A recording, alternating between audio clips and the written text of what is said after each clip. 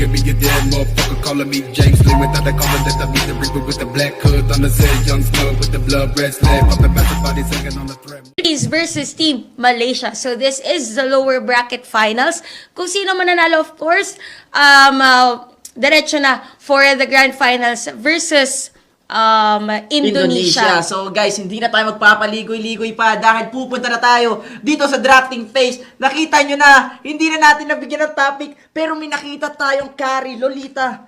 And syempre, nandun din sa Tarizla, another Basha and Esmeralda ni Cartizi. Para ano to? Basha Anon. Hindi na Bata Anon. Okay, Basha Anon. And for the side of Malaysia, they have the Digi, Lilia, Masha, Kimi, and the Grak. So they pick the carry dito. Pero ito tinan mo, parang galit na galit sa revitalize dito yung Team Malaysia. So makakita tayo ng early rotation, kumbaga, Yes.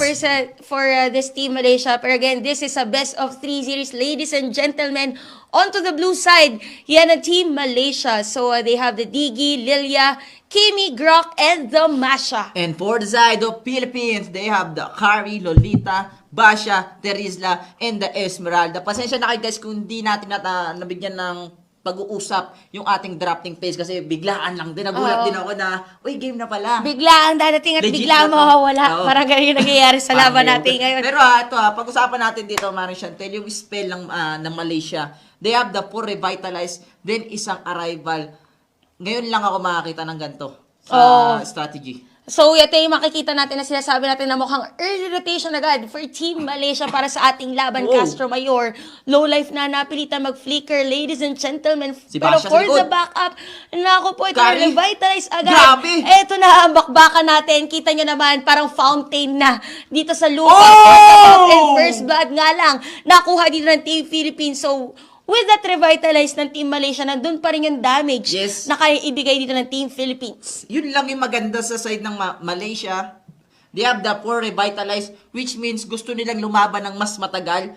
Pero, dahil dun sa sobrang tagal nyo sa clash, feeling ko nagkaka-buy time din yung ibang players dito ng Team Sibol. Gaya nga nangyari kanina, hindi masyadong napansin dito yung carry dahil umano rin dito yung revitalize. Para, I mean yung Malaysia, parang umasa sila dun sa sustain na binibigay ng revitalize. Na hindi nila alam na meron padating na carry for that series of events. And kung mapapansin nyo, supposedly, sila yung makakaalamang on the first blood and nakuha dito ng Team Philippines. But here, because of that strong lane, Kimi Digi na nagro-rotate pa actually here for Team Malaysia, they got the first turret para sa ating laban. So, wala talaga nagsistay lane for Team Malaysia, knowing that damage per second talaga ang kanilang binabato for this match. And this is the first turtle ng ating laban. And the 14 Philippines, yung nakuha with the first kill actually coming from Castro Mayor. At nakapag-sticker pa nga doon. Pero with the kill for Team Malaysia onto this match. Pero okay lang dahil dahil sa good of steal mula dito kay Lasty. Nakuha niya yung turtle buffs. Napakalaking halaga nun para dun sa core heroes dito ng side ng Malaysia. Pero with the Digi, Kimi, ang bilis nila sa objectives dito. Gaya na nakita nyo, nabasag na kagad yung first tower doon sa bottom lane. And for the side of Malaysia, I think ang ganda ng kill nila dito percentage kasi they have the 4 revitalists. Gusto nila lagi ng kill, gusto nila ng early rotation, gusto nila umikot, hindi sila nag-i-stay sa isang lane. And kita mo naman, Marin Chantel, they will go for the top lane. And Bata Anon, andito na rin si Castro ngayon.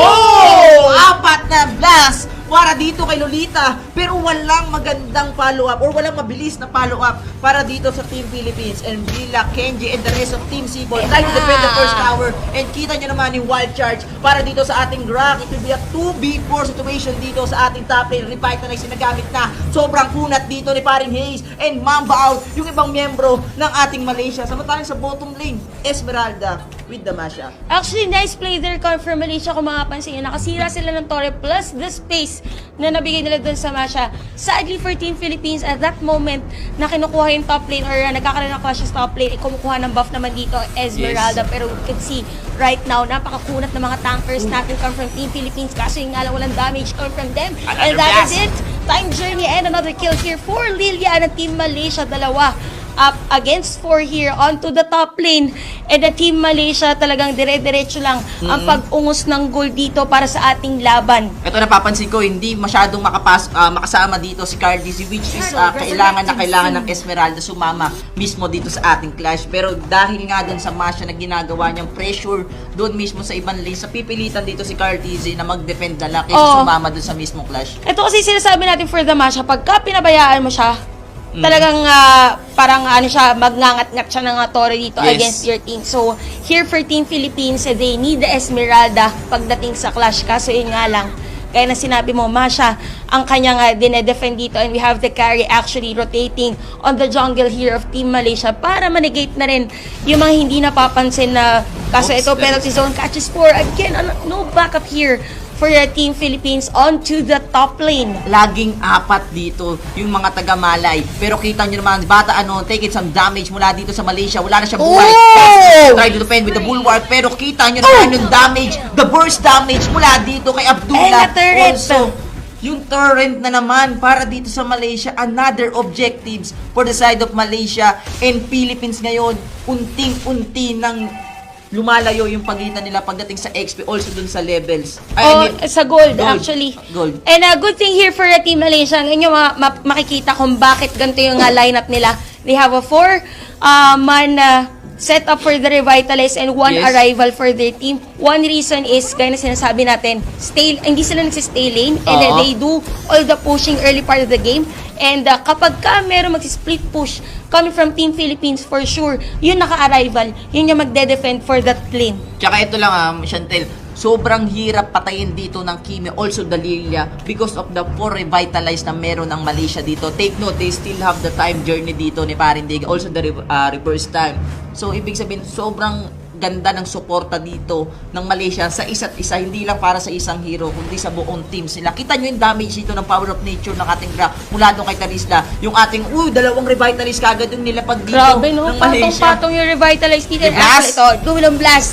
Castro last, kasi nga lang time journey lang dito para sa Team Malaysia. Castro Mayor taking all the damage for Team Philippines. Pero eto na, Falling Star 1 by na pumusero ng ating Team Pilipinas. Tira natin kung papabalik nga lang dito for the reverse time ng digi naman ng Team Malaysia. So na-negate lang din dito ng Team Malaysia ang clash supposedly come from Team Philippines.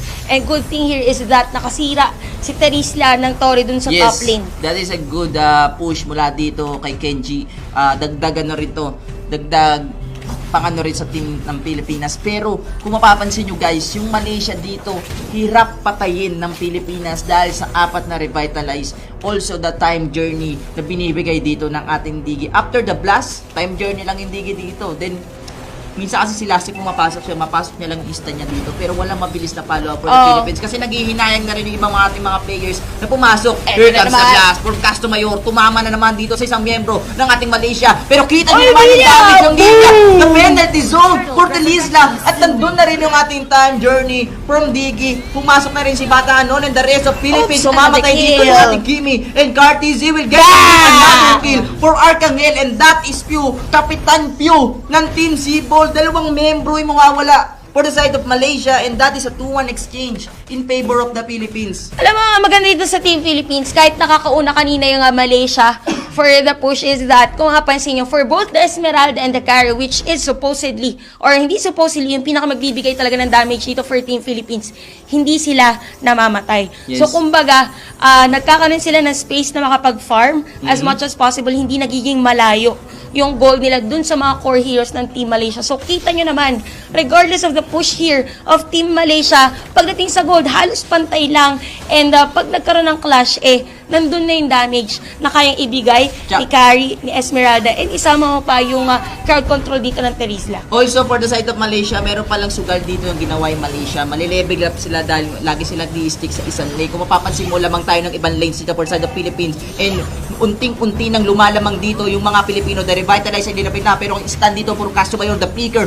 Dito kay Abdullah. Pero andun si Cartizi, and I think Cartizi will get the kill. Unting-unti nang umaabante dito ang Pilipinas. Dalawang miyembro from side of Malaysia ang mawawala. The power of nature mula dito kay Graf. And ngayon, Philippines, taking some pressure or putting some pressure mula dito sa side ng mga Grabe, Rachel, falling star mo naman dito for the Esmeralda. Hindi na kailangan na revitalize dito ni Pare Diggy. So, that is gonna be a kill for Team Philippines under the turret actually by Nepomuceno o Carl TZ of Team Philippines, and the space here na binibigay ng Team Philippines for their core heroes. Talagang outstanding rotation or outstanding defense actually come from Bataanon and Castro Mayor. Kasi kinukuha nila lahat ng damage eh. So umpisa ang ganda ng rotation. So totoo lang, I'll be honest, sobrang ganda ng rotation ng Malaysia with the 4-man rotation lagi.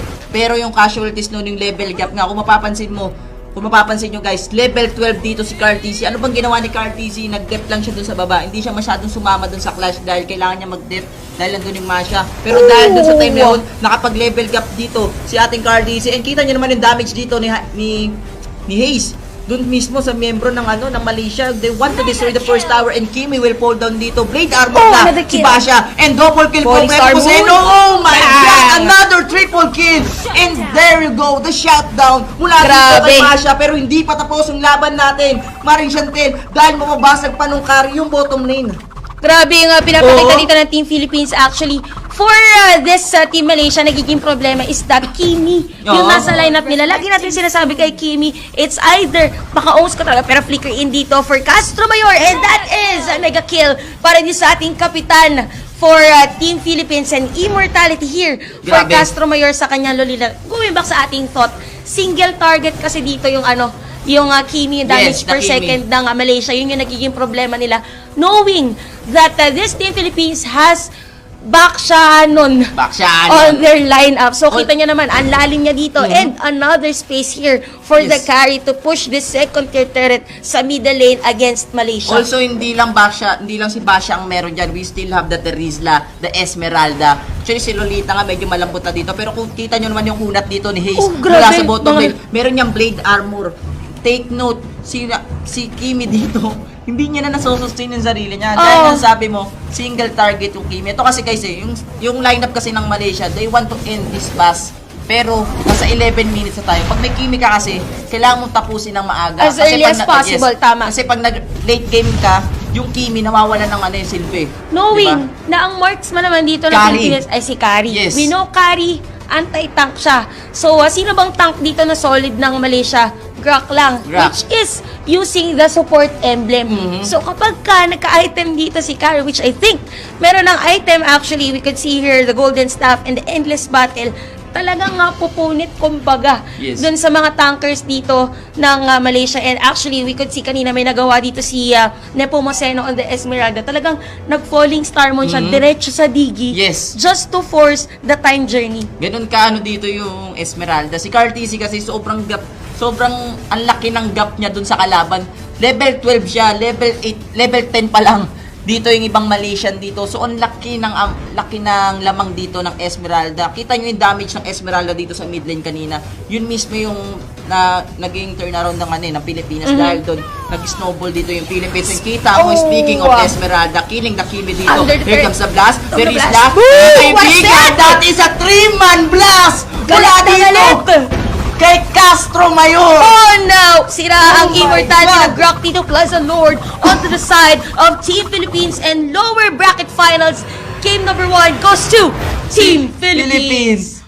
Oh my God! Victory! Castro Mayor, tumira ng 3. Pasok sa 4 na hero.